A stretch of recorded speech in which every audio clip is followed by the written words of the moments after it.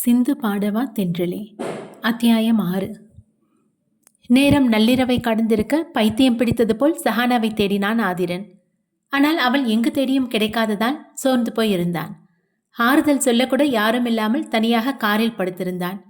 மிகவும் களைத்து போய் தன்னை மறந்து சோர்வில் கண்களை மூடினாலும் சஹானாவின் உருவம் கண்முன் நிழலாட கண்களை தேய்த்து கொண்டவன் காரை எடுத்தான். ஏதோ ஒரு உள்ளுணர்வு தோன்ற வண்டியை கம்பெனிக்கு விட்டான். ஃபோன் ரிங்காக எடுத்து யார் என பார்த்தான். ஆதித்யா தான் அழைத்திருந்தான். ஃபோனை எடுத்தவன் அண்ணா என்றான் சோகமாக.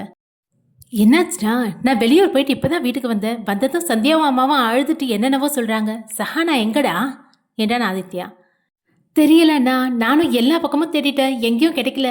சரி, எதுக்கும் இன்னொரு தடவை கம்பெனிக்கு போய் பார்க்கலான்னு கம்பெனிக்கு போயிட்டுருக்கேன் என ஆதிரன் சொல்ல, சரி நீ போ, நானும் நேராக கம்பெனிக்கு வரேன், அங்கே பேசிக்கலாம் என்று ஆதித்யா ஃபோனை வைத்தான்.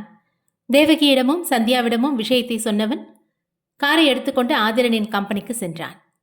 ஆதிரன் கம்பெனி சென்று காரிலிருந்து இறங்க ஆதித்யாவும் அதற்குள் வந்து சேர்ந்திருந்தான். ஆதித்யாவை அணைத்து கொண்ட ஆதிரன், அவளை எங்கே தெரியும் காணோண்ணா, நானும் எல்லா இடத்துலையும் தேடி பார்த்துட்டேன், ஆனால் எங்கேயும் காணோம், எனக்கு பயமா இருக்குண்ணா என கண்ணீர் விட அவனது இந்த செயலில் அதிர்ந்து போய் நின்றான் ஆதித்யா.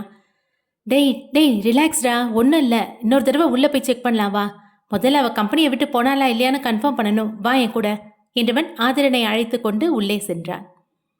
உள்ளே சென்றதும் சிசிடிவி கேமராவை பிளே செய்து பார்த்தனர் இருவரும். ஆஃபீஸ் விடும் நேரத்திற்கு சென்று செக் செய்து பார்க்க சஹானா வெளியே செல்லவில்லை என்பது உறுதியானது.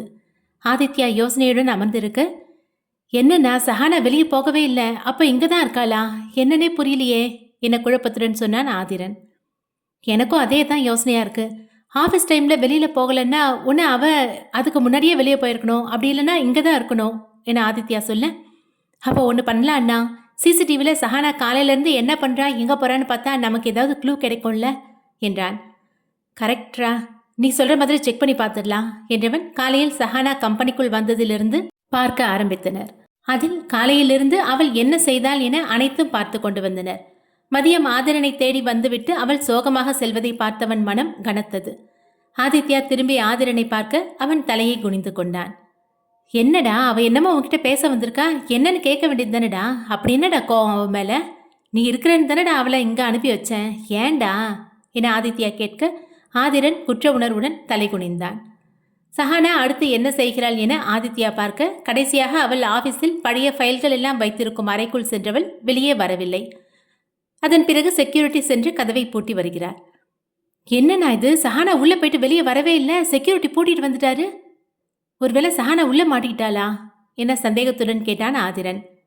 இதில் சந்தேகமே வேணாண்டா, அவள் உள்ளதான் இருக்கா, முதல்ல செக்யூரிட்டி கூப்பிட்டு அந்த ரூமை ஓப்பன் பண்ண சொல்லு என ஆதித்யா சொல்ல, உடனே செக்யூரிட்டியை அழைத்து அந்த ரூமை திறந்து விட சொன்னான் ஆதிரன்.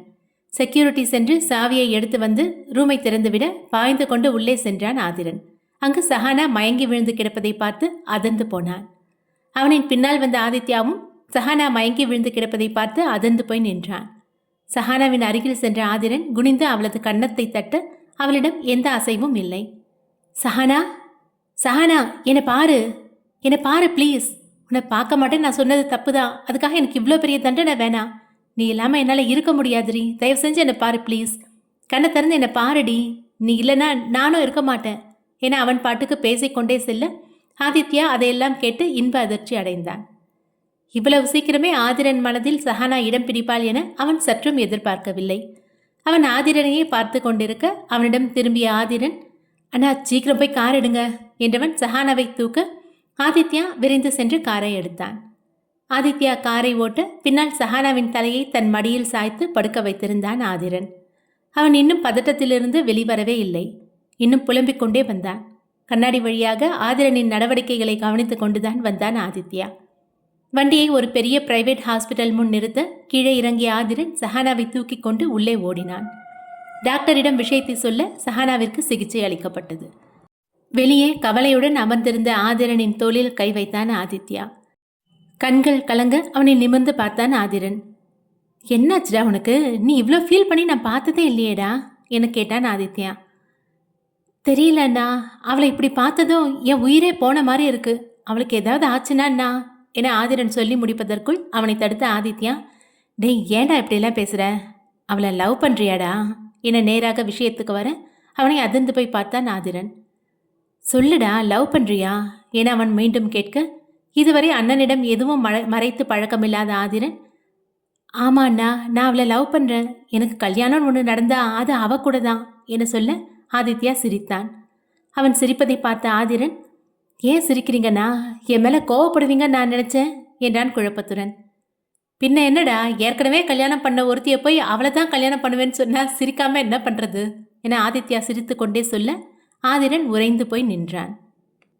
என்ன நான் சொல்றீங்க என அதிர்ச்சியுடன் கேட்க, அப்பொழுது தான் உளறி விட்டதை உணர்ந்த ஆதித்யா, அது என திணறினான். இப்ப என்ன சொன்னீங்க, ஏற்கனவே கல்யாணம் பண்ண ஒருத்தியா? அப்போ சஹனாவுக்கு கல்யாணம் ஆயிடுச்சா, உண்மையை சொல்லுங்க என அழுத்தத்துடன் கேட்க, அதற்கு மேல் உண்மையை மறைக்க முடியாது என உணர்ந்த ஆதித்யா, ஆமா ஆயிருச்சு என சொல்ல தளர்ந்து போய் சேரில் சாய்ந்தான் ஆதிரன். ஆதிரன் பிரம்மை பிடித்தவன் போல் அமர்ந்திருக்க அவனை பார்க்கவே பயமாக இருந்தது ஆதித்யாவிற்கு. டேய் டேய் என பாருடா என ஆதித்யா அவனது தோலை உழுக்க, அப்பொழுதும் அப்படியே அசையாமல் இருப்பவனை பார்த்த ஆதித்யா கோபத்தில் அவனை அறைய ஆதித்யாவை நிமிர்ந்து பார்த்தான் ஆதிரன். என்ன ஆச்சுடா, நான் கூப்பிட்டு இருக்க, நீ என்னமோ அப்படியே உட்காந்துருக்க, இப்போ என்ன நடந்து போயிடுச்சுன்னு ஏன் இப்படி கப்பல் கவுந்த மாதிரி உட்காந்துருக்க என கோபத்துடன் கேட்க, ஆமாண்ணா ஆமா, நான் ஒரு பாவி என தலையில் அடித்து கொள்ள அவனை தடுத்த ஆதித்யா, என்னடா சொல்ற, அழாம சொல்லு என்றான். சஹானா கல்யாணம் ஆன பொண்ணுன்னு தெரியாம அவளை நான் சொல்லு, நீ அவளை நான் லவ் பண்ணுறேன், என் உயிரில் உணர்வில் எல்லாம் அவள் தான் இருக்கா, அவள் எல்லாமே என்னால் வாழ முடியாது, அதுக்குன்னு கல்யாணம் ஆன ஒருத்தியை நான் எப்படி என்றவன் கண்ணீரை துடைத்து கொண்டு, நான் உயிரோடு இருக்கக்கூடாது, நான் செத்து போயிடுறேன் என்றவன் எழுந்து செல்ல அவனை தடுத்து நிறுத்திய ஆதித்யா அவனை ஓங்கி அறைந்தான். என்ன சொன்ன, சாக போறியா? எவ்வளோ ஈஸியாக சொல்லிட்டு போகிறேன், உனக்காக அங்கே ஒரு குடும்பம் இருக்குது, அதெல்லாம் விட்டுட்டு சாக போகிறேன்னு நான் சொல்கிறேன். இப்போ என்ன நடந்துருச்சுன்னு இப்படி பேசுகிற, எதையும் யோசிச்சு தெளிவாக செய்கிற ஆளு நீ, இப்போ ஏன்டா இப்படி மாறிட்ட என்றான் ஆதித்யா ஆதங்கத்துடன்.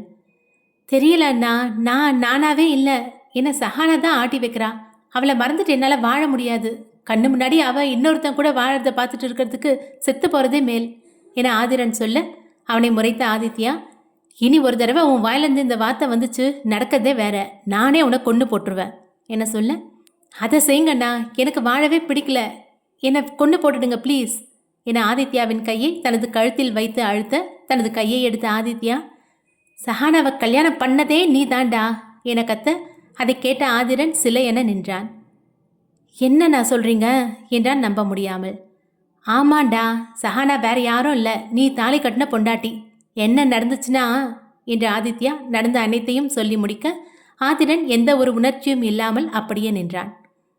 அவன் எதுவும் சொல்லாமல் இருப்பதை பார்த்த ஆதித்யா அவனது தோளில் கையை வைத்தவன், என்னடா எதுவும் பேசாமல் இருக்க, இதெல்லாம் உன்கிட்ட முன்னாடியே சொல்லியிருக்கணும், ஆனால் டாக்டர் தான் நீ அதிர்ச்சி ஆகிற மாதிரி எதுவும் சொல்லக்கூடாதுன்னு சொல்லிட்டாங்க, பாட்டியை ரொம்ப பிடிவாதமாக சொல்லிட்டாங்க, அவங்கள யாருனாலும் சமாதானப்படுத்த முடியல, கடைசியில் அம்மா தான் சஹானா இங்கே தான் இருப்பான்னு அவளையே இங்கேயே தங்க வச்சாங்க, வீட்டில் பாட்டி இருக்கிறதுனால சஹானா உங்ககிட்ட பேசி பழக முடியாதுன்னு நான் தான் உங்ககிட்ட வேலைக்கு அனுப்புனேன், அவளுக்கு பொய் சொல்லிட்டு இப்படி பண்ணுறதுல உடன்பாடே இல்லை, ஆனால் உன்னை உயிராக நேசிச்சதுனால இதுக்கு ஒத்துக்கிட்டா, ஆக்சுவலாக அவளுக்கு இந்த வேலையை பற்றி ஒன்றுமே தெரியாது, இருந்தாலும் உனக்காக எதையும் செய்வேன்னு ஒத்துக்கிட்டு இதை பற்றி கற்றுக்க ஆரம்பிச்சிருக்கிறான். பாவண்டாவ தாலி கட்டின புருஷன் கண்ணுக்கு முன்னாடி இருந்தும் யாரோ மாதிரி நடந்துக்கிட்டான், மருமகளாக உரிமையாக இருக்க வேண்டிய வீட்டில் யாரோ மூணாவது ஆள் மாதிரி இருந்துட்டுருக்கா, இதெல்லாம் உனக்காக தான்டா என்ற நீண்ட விளக்கம் தந்த ஆதித்யா அவன் சிறிது யோசிக்கட்டும் என அவனை தனியே விட்டுவிட்டு அங்கிருந்து சென்றான். ஆதித்யா சொன்னது மூளையை அடைய அதிர்ந்து போய் அப்படியே சேரில் அமர்ந்தான் ஆதிரன். சஹானாவை ட்ரீட்மெண்ட் செய்துவிட்டு வெளியே வந்த டாக்டர் ஆதிரனை பார்த்து, ஹலோ மிஸ்டர் என அழைக்க நிமிர்ந்து பார்த்த ஆதிரன் எதிரே டாக்டர் நின்று கொண்டிருப்பதை பார்த்தவன் எழுந்து நின்றான். உள்ளே இருக்க பேஷண்ட்டுக்கு நீங்கள் என்ன வேணும் என கேட்க ஆதிரன் அமைதியாக நின்றான். சொல்லுங்க மிஸ்டர், நீங்கள் அவங்களுக்கு என்ன வேணும், அவங்க ரிலேட்டிவா? ஆமாம் டாக்டர், அவங்க எப்படி இருக்காங்க என கேட்டான் ஆதிரன். ஏதோ அடைஞ்ச இடத்துல இருந்திருக்காங்க, அதனால அவங்களுக்கு வீசிங் வந்திருக்கு, அதான் மயங்கி விழுந்திருக்காங்க, ட்ரீட்மெண்ட் கொடுத்துருக்கோம், ரொம்ப வீக்காக இருக்காங்க, ட்ரிப்ஸ் ஏறிட்டு இருக்கு, இன்னும் கொஞ்சம் நேரத்தில் கண்ணு முழிச்சிருவாங்க, இன்னைக்கு நைட்டு ஒன்று மட்டும் இங்கே இருக்கட்டும், மார்னிங் பார்த்துட்டு டிஸ்சார்ஜ் பண்ணலாம் என்று டாக்டர் சொல்ல அவன் சரியென தலையசைக்க அவர் அங்கிருந்து சென்றார். அவர் சென்றதும் ஆதிரனை பார்த்த நர்ஸ், எங்கேயும் போயிடாதீங்க சார், அவங்க எப்போ வேணாலும் கண்ணு முழிப்பாங்க, அதனால கூடவே இருங்க என சொல்ல அதற்கும் தலையசைத்தான். நர்ஸ் சென்றுவிட மறுபடியும் சேரில் அமர்ந்தான் ஆதிரன். ஆதித்யா சிறிது நேரத்தில் வர அவன் வந்ததை கூட கவனிக்காமல் கண்களை மூடி அமர்ந்திருந்தான் ஆதிரன். சத்தம் கேட்ட ஆதிரன் கண்ணை திறந்து பார்க்க, டாக்டர் வந்தாங்களா, என்ன சொன்னாங்க என கேட்டான் ஆதித்யா. வீசிங் வந்திருக்கு, அதான் மயங்கி விழுந்திருக்கா, வீக்காக இருக்கான்னு ட்ரிப்ஸ் போட்டிருக்காங்க, மார்னிங் கூட்டிகிட்டு போகலான்னு சொன்னாங்க என டாக்டர் சொன்னதை சொன்னான் ஆதிரன். ஓ சரி, என்ன முடிவு பண்ணியிருக்க என ஆதித்யா கேட்க, அவன் எதை கேட்கிறான் என புரிந்த ஆதிரன், எனக்கு எதுவும் ஞாபகம் வரலன்னா, நானும் எவ்வளவோ யோசிச்சுட்டேன், ஆனால் எதுவுமே ஞாபகம் வர மாட்டேங்குது என்றான் சோகமாக.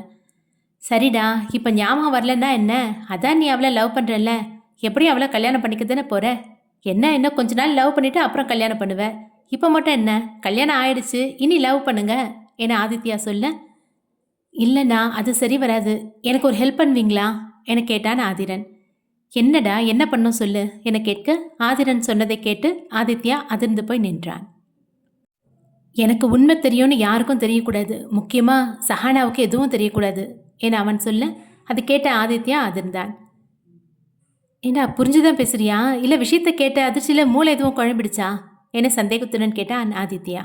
அவனை பார்த்த ஆதிரன், நான் எல்லாம் தெரிஞ்சு புரிஞ்சுதான் நான் பேசுகிறேன், என்னால் சட்டுன்னு இதை அக்செப்ட் பண்ண முடியல, எனக்கு கொஞ்சம் டைம் வேணும், அது வரைக்கும் யாருக்கும் தெரிய வேணாம் என அவன் ஒரு முடிவுடன் சொல்ல, ஆதித்யாவிற்கு வேறு வழி தெரியவில்லை. பெருமூச்சு விட்ட ஆதித்யா, சரி ஓகே, ஆனால் நீ, அவன் ஏதோ சொல்ல தயங்க, அவன் எதற்கு தயங்குகிறான் என புரிந்து கொண்டு சிரித்த ஆதிரன், கவலைப்படாதீங்க, சஹானா தான் என் பொண்டாட்டி, இதில் எந்த மாற்றமும் இல்லை என சொல்ல, அப்பொழுதுதான் ஆதித்யாவிற்கு உயிரே வந்தது.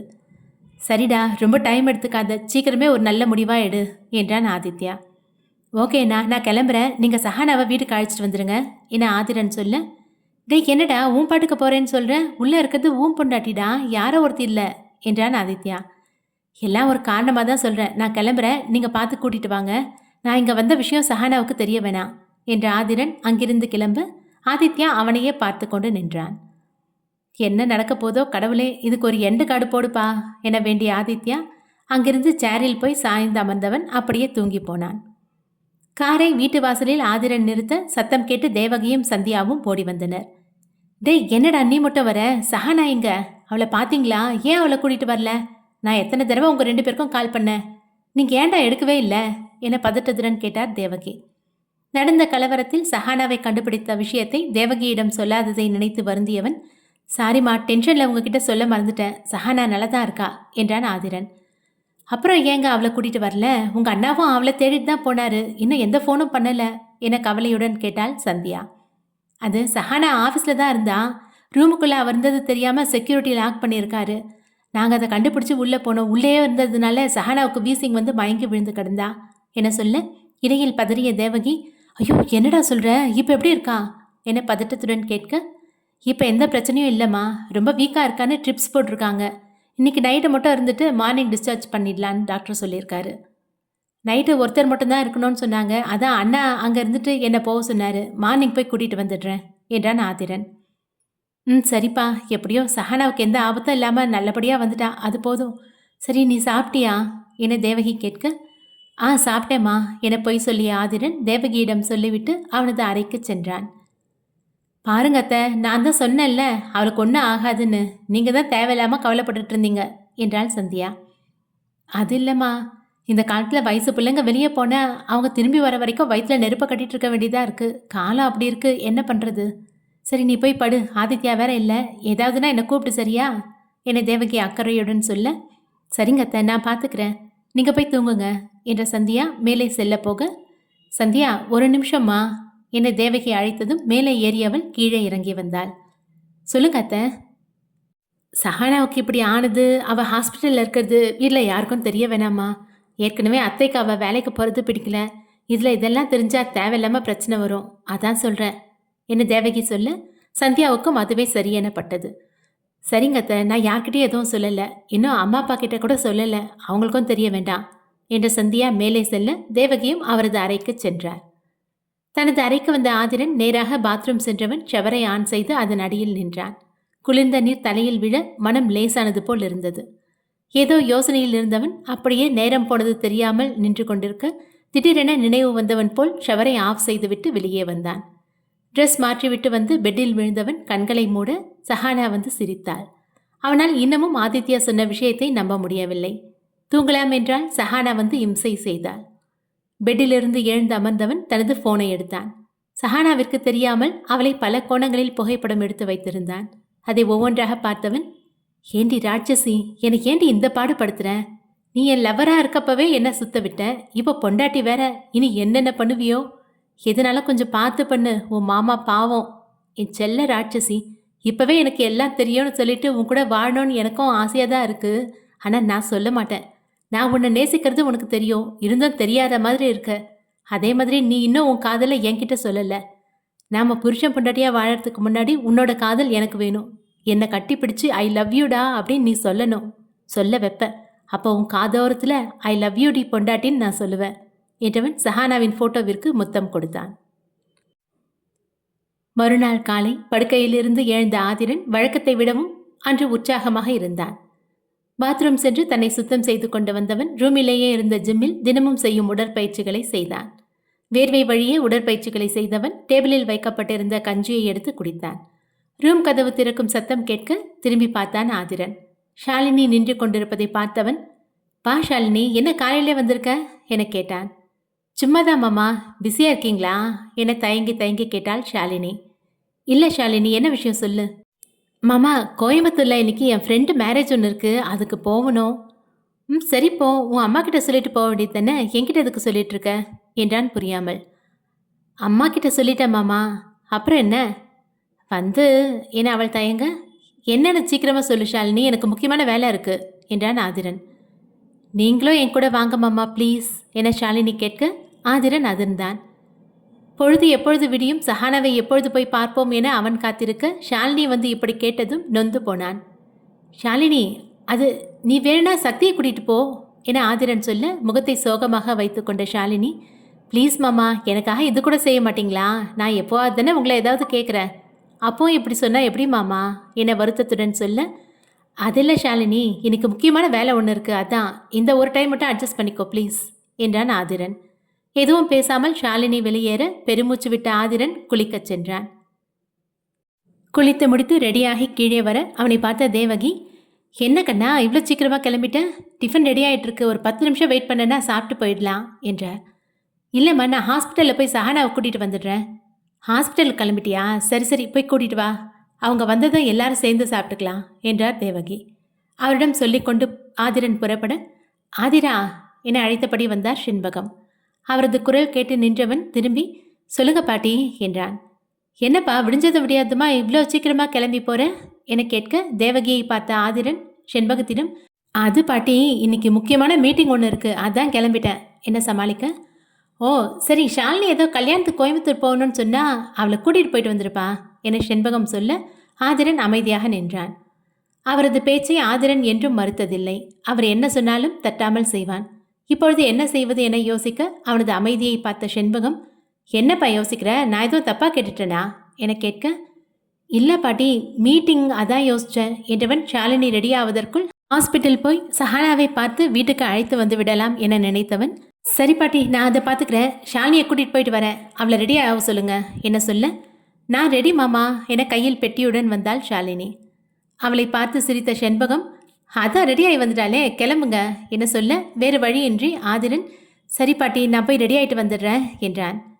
இப்போவே ரெடியாக தானே மாமா இருக்கீங்க, இதுலேயே அழகாக இருக்கீங்க, அப்படியே போகலாம் என ஷாலினி சொல்ல பெருமூச்சு விட்ட ஆதிரன், சரி போகலாம், போயிட்டு ஈவினிங் வந்துடணும் என சொல்ல, இல்லை மாமா, அவன் என் க்ளோஸ் ஃப்ரெண்டு, காலையில் கல்யாணத்தை பார்த்துட்டு தான் கிளம்பணும் என்றாள் ஷாலினி.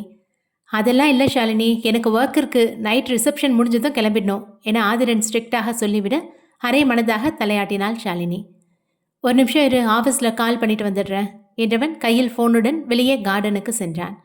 அவன் சென்றதும் ஷென்பகத்தை கட்டி அணைத்த ஷாலினி, தேங்க்ஸ் பாட்டி என சொல்ல ஷென்பகம் சிரித்துவிட்டு அங்கிருந்து சென்றார். தேவகியால் அதற்கு மேல் அங்கு நிற்க முடியாமல் போக உள்ளே கிச்சனுக்கு சென்றார். வெளியே வந்த ஆதிரன் ஃபோனை ஆன் செய்து ஆதித்யாவிற்கு அழைத்தான். ஒரே ரிங்கில் ஃபோனை எடுத்த ஆதித்யா, சொல்லுடா, சஹானாவுக்கு ட்ரிப்ஸ் ஏற்றி முடிச்சாச்சு, டாக்டர் டிஸ்சார்ஜ் ஆகலான்னு சொல்லிட்டாரு, நீ வந்தனா கிளம்பிடலாம் என சொல்ல, சஹானா கண்ணு முடிச்சிட்டாளானா என கேட்டான் ஆதிரன். இல்லைடா, தூங்கிட்டு இருக்கான். சரிண்ணா, அப்புறம் என்னால் இப்போ ஹாஸ்பிட்டல் வர முடியாது, பாட்டி ஷாலினியை மேரேஜுக்கு கூட்டிகிட்டு போக சொன்னாங்க என நடந்ததை சொல்ல, என்னடா அப்போ சஹானாவை எப்படி வீட்டுக்கு கூட்டிகிட்டு வர்றது என கேட்டான் ஆதித்யா. அண்ணா, நான் வம்சியை வந்து பிக்கப் பண்ணிக்க சொல்கிறேன், நீங்கள் பார்த்துக்கோங்கண்ணா. எங்கள் வீட்டில் யாருக்கும் எதுவும் தெரிய வேணாம், எப்படியாவது சமாளிச்சிருங்க என ஆதிரன் சொல்ல, சரிடா, ஒன்று பண்ணலாம். நான் சந்தியாவை வர சொல்லி சஹானாவை அவள் அம்மா வீட்டுக்கு கூட்டிகிட்டு போக சொல்லிடுறேன், அதான் சரியாக வரும் என்றான் ஆதித்யா. அவங்க அம்மா வீட்டுக்கா என்ற ஆதிரன் சில வினாடி யோசித்தவன், சரிண்ணா, உங்களுக்கு எது சரின்னு படுதோ அப்படி பண்ணுங்க, நான் போயிட்டு வந்துடுறேன் என்றவன் சோர்ந்து போய் ஃபோனை வைத்தான். சஹானாவை இன்று பார்க்க முடியாது என நினைத்தவன் மனம் பாரமாக இருந்தது. ஷாலினி வருவதை பார்த்தவன் ஃபோனை பாக்கெட்டில் வைத்துவிட்டு காரில் போய் ஏறி அமர்ந்தான். காரின் முன்பக்க கதவை திறந்த ஷாலினி ஆதிரனுக்கு பக்கத்து சீட்டில் அமர காரை எடுத்தான் ஆதிரன். City hospital. மெதுவாக கண்களை திறந்த சஹானா எதிரே நின்ற சந்தியாவையும் ஆதித்யாவையும் பார்த்து சிரிக்க அவர்களும் சிரித்தனர். அவளது கண்கள் வேறு யாரையோ தேடுவதை பார்த்த ஆதித்யா, நீ பார்க்கணும்னு நினைக்கிற ஆள் இப்போ இங்கே இல்லை, அவன் வெளியூர் போயிருக்கான். இப்போ நம்ம வீட்டுக்கு போனால் யாராவது ஏதாவது கேட்பாங்க, அதனால் நீயும் சந்தியாவும் உன் அம்மா வீட்டுக்கு போங்க, நான் உங்களை கூட்டிகிட்டு வந்து விடுறேன் என சொல்ல சோர்வாக தலையாட்டினாள் சஹானா. அவளுக்கு ஆதிரனை பார்க்க வேண்டும் போல் இருந்தது. ஆதித்யா சென்று பில்லை கட்டிவிட்டு வர சஹானாவும் சந்தியாவும் ரெடியாக இருந்தனர். மூவரும் வெளியே வரவும் டிரைவர் காரை கொண்டு வரவும் சரியாக இருந்தது. அவரை அனுப்பிவிட்டு ஆதித்யா காரில் அமர சந்தியா அவனுக்கு பக்கத்தில் அமர்ந்தாள்.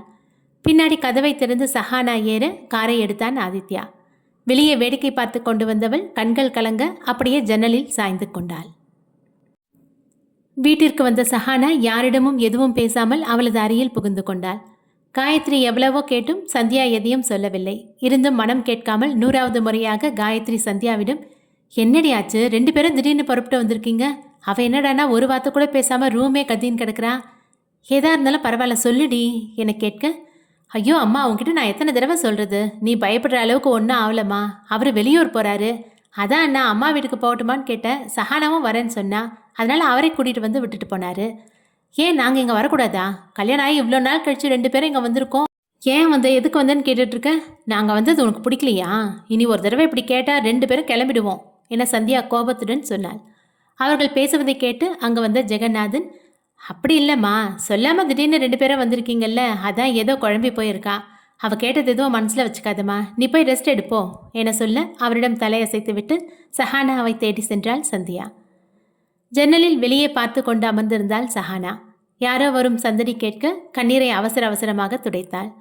உள்ளே வந்த சந்தியா அவளது சிவந்து வீங்கி போயிருந்த முகத்தை பார்த்தவள், என்னாச்சு நீ, எதுக்கு இப்போ இப்படி அழுதுட்ருக்க என கேட்டாள். இல்லைக்கா, அதெல்லாம் எதுவும் இல்லை என சமாளிக்க பார்த்தாள்.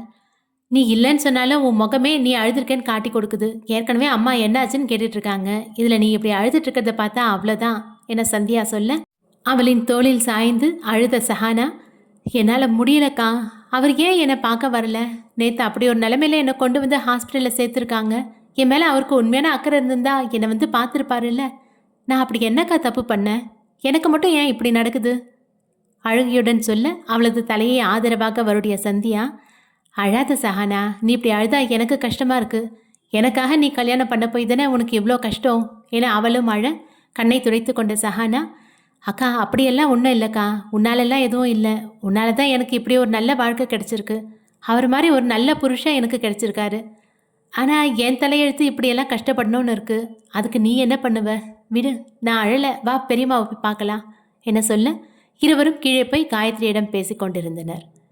சஹானா தனது வலியை மறைத்து வெளியே சந்தோஷமாக இருப்பது போல் காட்டிக்கொள்ள அப்பொழுதுதான் காயத்ரிக்கு நிம்மதியாக இருந்தது. வீட்டின் முன் காரை நிறுத்தினான் ஆதிரன். மிகவும் களைத்து போயிருந்தான். காரிலிருந்து இறங்கியதும் அவனது களைத்த முகத்தை பார்த்த ஷாலினி, நான் தான் சொன்னேன்ல மாமா, அங்கேயே இருந்துட்டு மார்னிங் கிளம்பி வரலான்னு, நீங்கள் தான் கேட்கல, இப்போ பாருங்கள் எவ்வளோ டயர்டாக இருக்கீங்கன்னு என அக்கறையுடன் சொன்னாள். அதெல்லாம் ஒன்றும் இல்லை ஷாலினி, நீ ஆசைப்பட்டபடி உன் ஃப்ரெண்டு மேரேஜுக்கு போயிட்டு வந்தாச்சு, நீ ஹாப்பி தானே என தனது களைப்பை மறந்து ஆதிரன் புன்னகையுடன் கேட்க, ஆமாம் மாமா, எனக்காக நீங்கள் உங்கள் ஒர்க்கை எல்லாத்தையும் விட்டுட்டு வந்தீங்க, ரொம்ப தேங்க்ஸ் மாமா என்றாள் ஷாலினி. ஓகே ஷாலினி, டைம் ஆச்சு, போய் தூங்கு. நீங்கள் வரலையா என ஷாலினி கேட்க, இல்லை ஷாலினி நீ போ, நான் கொஞ்ச நேரம் கழித்து வரேன் என்றான் ஆதிரன். நான் வேணா கம்பெனிக்கு இருக்கட்டுமா மாமா? இல்லை வேணாம், நீ போ, நான் வரேன் என ஆதிரன் சொல்ல உள்ளே சென்றாள் ஷாலினி. அவள் சென்றதும் கார்டனுக்கு சென்றான் ஆதிரன். காற்று ஜில்லென்று வீச மனதுக்கு இதமாக இருந்தது. அவனது எண்ணம் சஹானாவிடம் சென்றது. அவளை பற்றி நினைத்து கொண்டிருந்தவன் பார்வை யதார்த்தமாக ஸ்விம்மிங் பூல் பக்கம் திரும்ப அதன்தான். கோபமாக அங்கு சென்றவன் குடித்து கொண்டிருந்த சக்தியின் கையில் இருந்த பாட்டிலை பிடுங்கி கீழே உடைத்து எறிந்தான். நிமிர்ந்து சக்தியை முறைத்த ஆதிரன் அவனை ஓங்கி அறைந்தான். அவன் கைகளை சக்தியின் கண்ணீர் நனைத்திருந்தது. அதை பார்த்த ஆதிரன் மனம் இலகாமல் மாறாக அவனது கோபத்தை தூண்டியது. தலையை அழுந்த கோதியவன் கோபம் குறையாமல் போக மறுபடியும் அவனை ஓங்கி அறைந்தான்.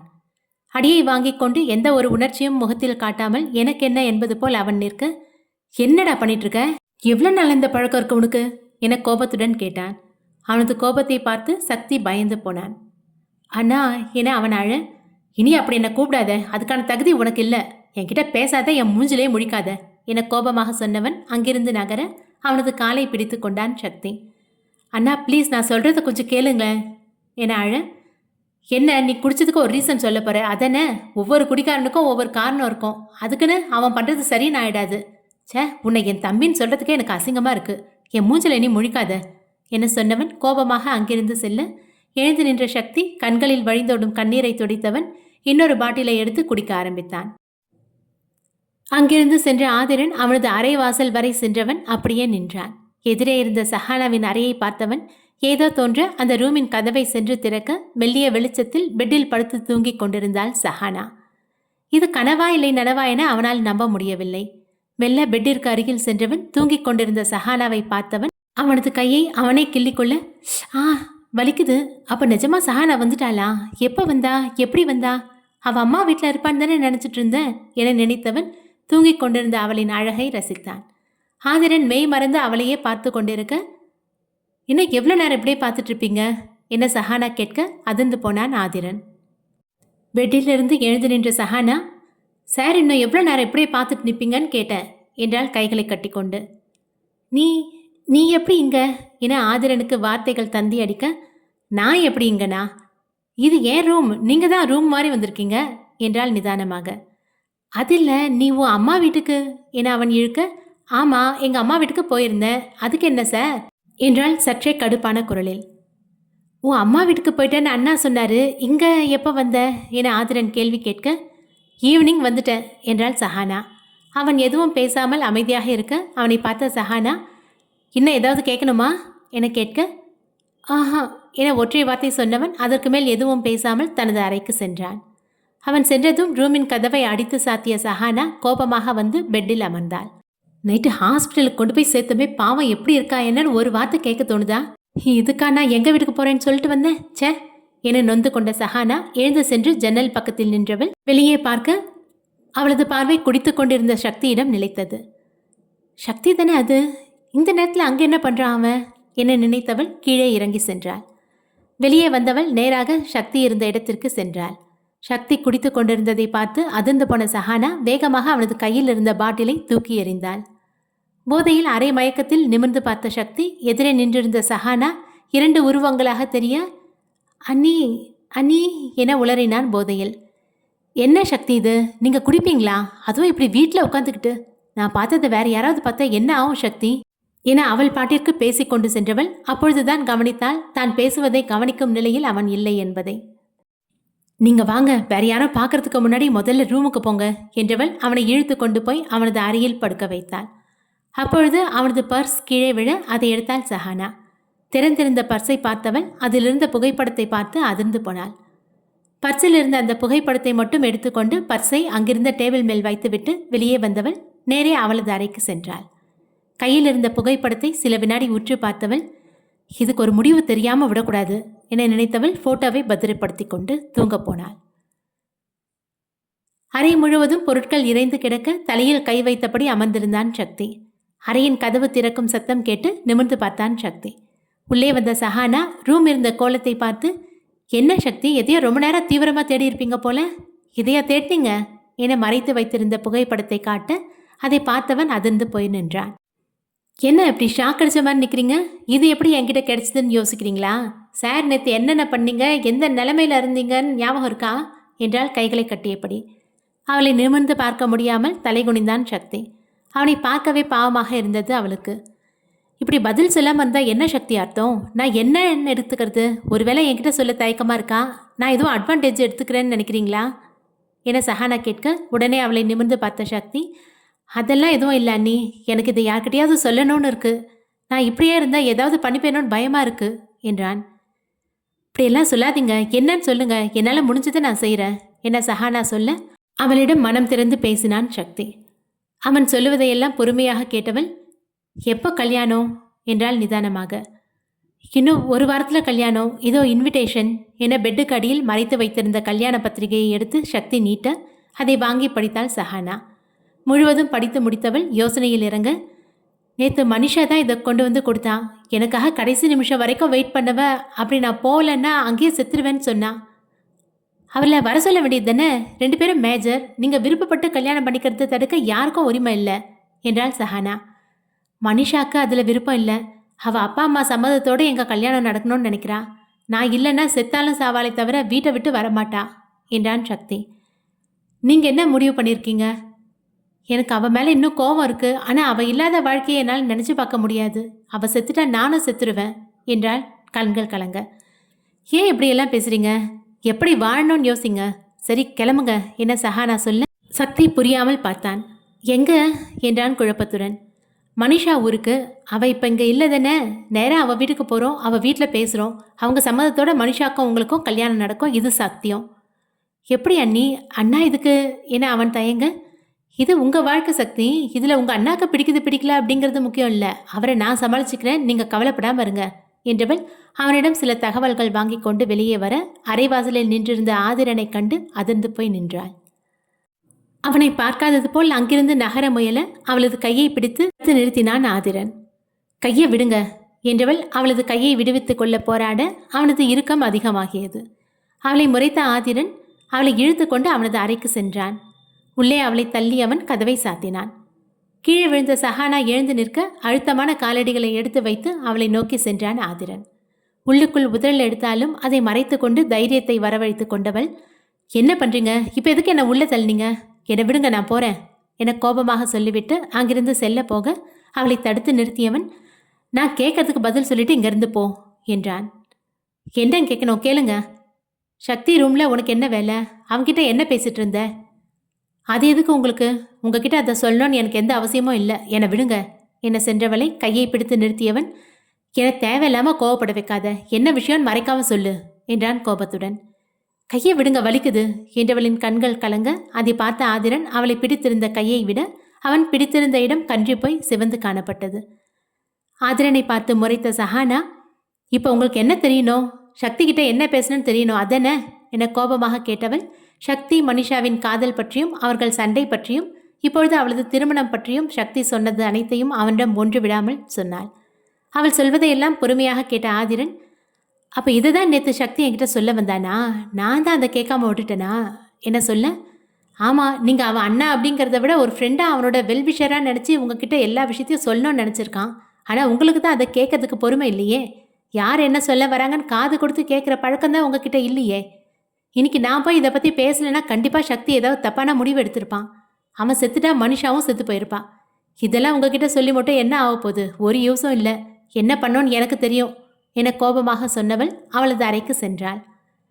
எவ்வளவு நேரம் அப்படியே நின்றானோ ஃபோன் அடிக்கும் சத்தம் கேட்டு நிதானத்துக்கு வந்தவன் ஃபோனை எடுத்து பேசினான். பேசி முடித்ததும் ஃபோனை பாக்கெட்டில் வைத்தவன் சக்தியிடம் பேச எண்ணி அவனது அறைக்கு சென்றான். அழுது கொண்டிருந்த சக்தியின் தோளை ஆதரவாக தொட்டான ஆதிரன். நிமிர்ந்து பார்த்த சக்தி அங்கு நின்றிருந்த ஆதிரனை கண்டு அதிர்ந்தவன் அவசர அவசரமாக எழுந்து நின்றான்.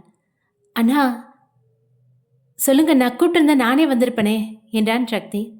ஆதிரன் எதுவும் பேசாமல் அமைதியாகவே நிற்க, என்ன ஆச்சண்ணா என்றான் சக்தி. சக்தி என அவன் தயங்க, சொல்லுங்கண்ணா என்றான். நேற்று நான் உன்கிட்ட ரொம்ப கோவப்பட்டுட்டேன், ஐ எம் சாரிடா என உண்மையான வருத்தத்துடன் ஆதிரன் மன்னிப்பு கேட்க அதை கேட்டு பதறிய சக்தி, என்னண்ணா நீங்கள் என்கிட்ட போய் மன்னிப்பு அது இதுன்னு பெரிய வார்த்தைலாம் சொல்லிட்டு இருக்கீங்க, அதெல்லாம் ஒன்றும் இல்லைண்ணா, நீங்கள் இப்படி வருத்தப்படுறது தான் எனக்கு கஷ்டமாக இருக்குது என்றான் சக்தி.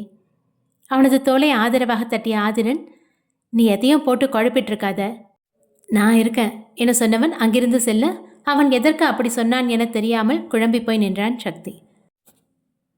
அறைக்கு வந்தவள் தனது சிவந்து போன கைகளை பார்த்தவள், லூசு லூசு, இவனை வச்சுக்கிட்டு நான் எப்படி சமாளிக்க போறேனோ கடவுளே, கொஞ்சம் கருணை காட்டு எனக்கு என வேண்டியவள் கன்று போயிருந்த இடத்திற்கு மருந்து போட மருந்தை எடுத்தாள்.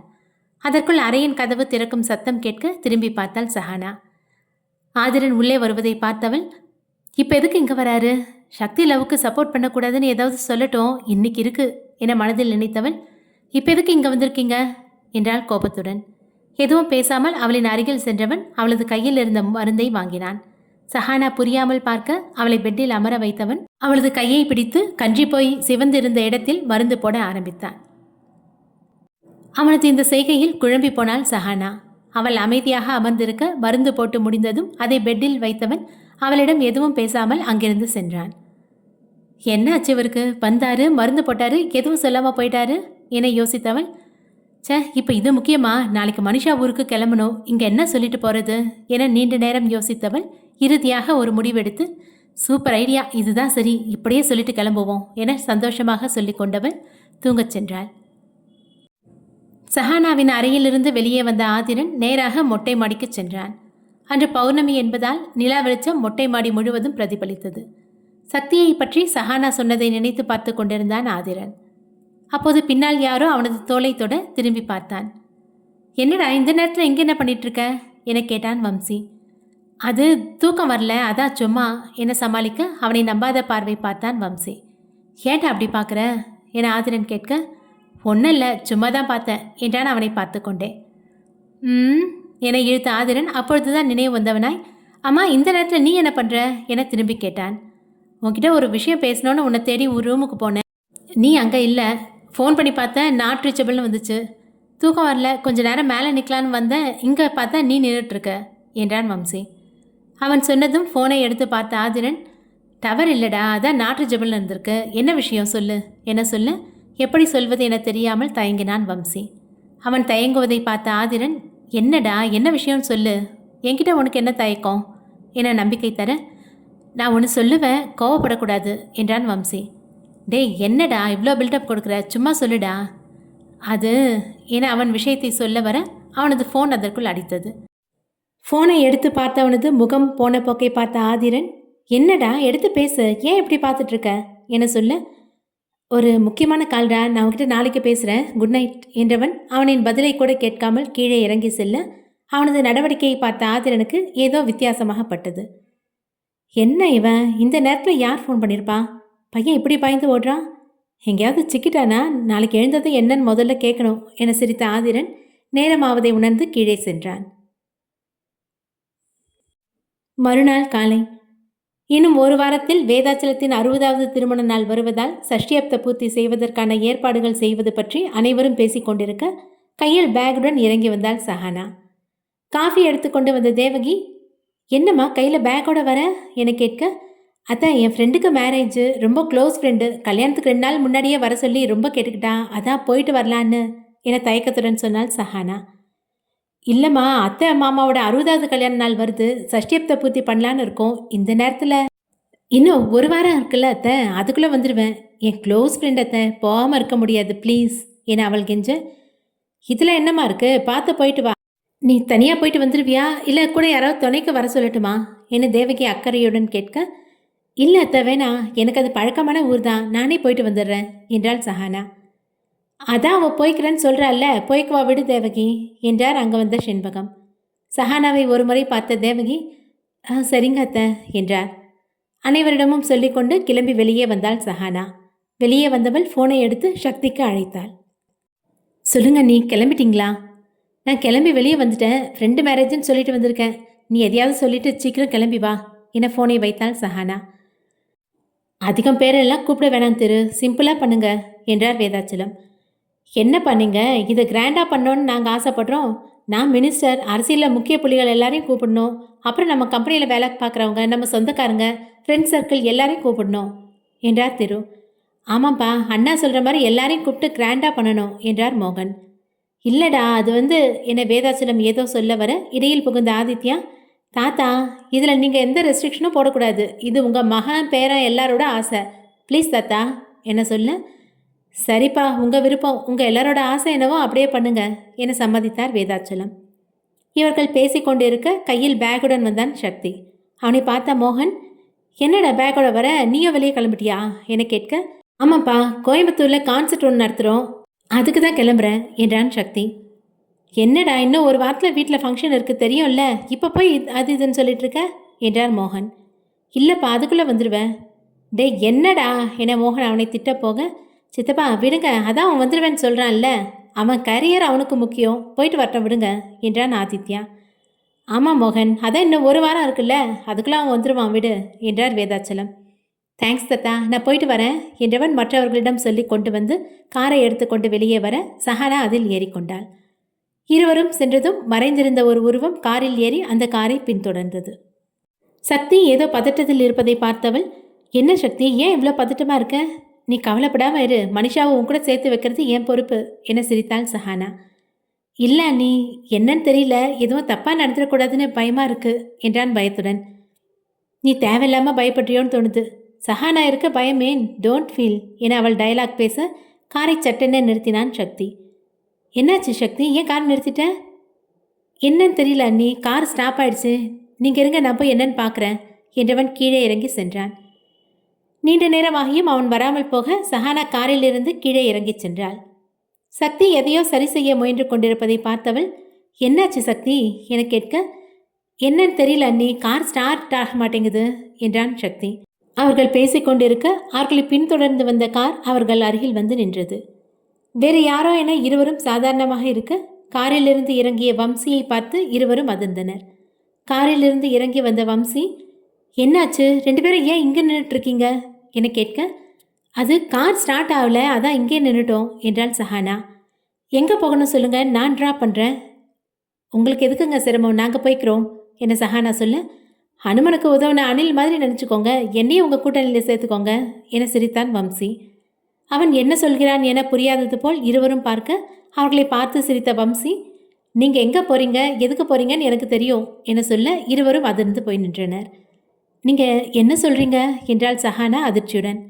சக்தியோட லவர் மேரேஜை ஸ்டாப் பண்ணுறதுக்கு தானே 2 பேரும் போகிறீங்க என தேங்காயை உடைப்பது போல் விஷயத்தை பட்டென போட்டு உடைக்க மேலும் அதிர்ந்து போயினர் இருவரும்.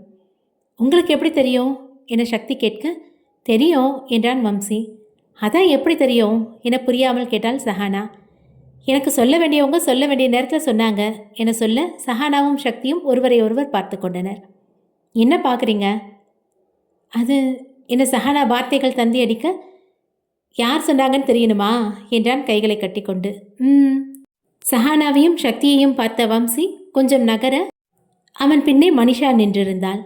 அவளை பார்த்த அதிர்ச்சியில் சக்தி அப்படியே நின்றிருக்க சஹானா தான், நீ எப்படி இங்க, உனக்கு கல்யாணம் என பாதியில் நிறுத்த, நான் தான் உங்கள் கொழுந்தனாரை லவ் பண்ணுறேனே, அப்புறம் எப்படி இன்னொருத்தரை கல்யாணம் பண்ணிப்பேன் என சிரித்தாள் மனிஷா. அப்போ உனக்கு கல்யாணம்னு சக்தி சொன்னது?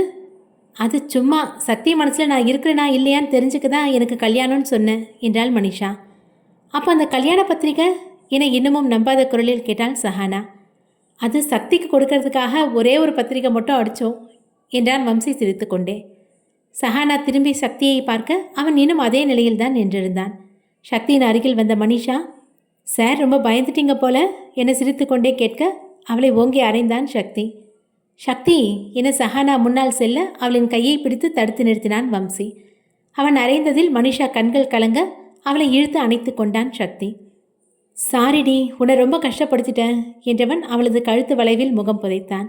அவனது அழுகை இன்னும் அதிகமாக அவனது தோலை ஆதரவாக தட்டி கொடுத்த மனிஷா, அழாதரா, எனக்கு தெரியும் உன் மனசில் இன்னும் நான் இருக்கேன்னு, ஆனால் அதை நீ சொல்ல மாட்டேன்னு எனக்கு தெரியும். அதான் உன்னை வழிக்கு கொண்டு வர இப்படி ஒரு ட்ராமா போட வேண்டியதாக போச்சு. உன்னை ரொம்ப கஷ்டப்படுத்திட்டேன், சாரிடா என சொல்ல அவனது இறுக்கம் அதிகமாகியது. சஹானா, இதுக்கு மேலே நாம் இங்கே இருக்கிறது மரியாதையாக இருக்காது, நாம் போகலாமா என வம்சி சிரிக்க, ஆமாங்க, நீங்கள் சொல்கிறது சரிதான், நாம் கிளம்பலாம் என சஹானாவும் சேர்ந்து சிரிக்க சக்தியும் மனிஷாவும் விலகினர். அக்கா என சினுங்கிய மனிஷா அவளை அணைத்து கொண்டாள்.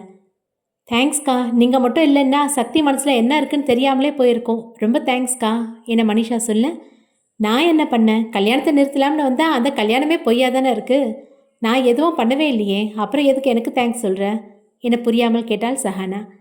இல்லைக்கா, நீங்கள் மட்டும் நேற்று இவன்கிட்ட பேசலைன்னா இவன் இவ்வளோ தைரியமாக வந்திருக்க மாட்டான், இவன் மனசில் இருக்கிற காதலையும் கடைசி வரைக்கும் சொல்லியிருக்க மாட்டான், கடைசி வரைக்கும் அவனும் கஷ்டப்பட்டுட்டு என்னையும் கஷ்டப்படுத்தியிருப்பான், அதுக்கு தான் தேங்க்ஸ் சொன்னேன் என சிரித்தாள் மனிஷா. பதிலுக்கு சிரித்த சஹானா அப்பொழுதுதான் நினைவு வந்தவளாய் வம்சியை பார்த்தவள், அம்மா உங்களுக்கு எப்படி மனிஷாவை தெரியும், இதில் நீங்கள் எப்படி இன்வால்வ் ஆனீங்க, உங்களுக்கு யார் இந்த விஷயம் சொன்னது என்றாள் குழப்பத்துடன். அதை கேட்டு சிரித்த வம்சி, வேற யாரு, சக்தி தான் என சொல்ல இப்பொழுது சக்தி குழப்பத்துடன் அவனை பார்த்தான். நான் எப்ப நான் சொன்னேன் என புரியாமல் கேட்க, நேற்று நீ குடிச்சிட்டு சஹானா கிட்ட எப்படி உளர்னியோ அதே மாதிரி ஒரு தடவை என்கிட்ட உளர்னேன். அப்போ எதேச்சியா உன் பர்ஸில் மனிஷா ஃபோட்டோவை பார்த்தேன். அப்புறம் நானே மனிஷாவை மீட் பண்ணி பேசி உன்னை வழிக்கு கொண்டு வர இந்த பிளான் போட்டோம் என வம்சி சொல்ல அவனை அணைத்த சக்தி, தேங்க்ஸ்ண்ணா, தேங்க்யூ ஸோ மச் என்றான். ஓகே கைஸ், எப்படியோ பிரிஞ்ச ஜோடி சேர்ந்துட்டீங்க.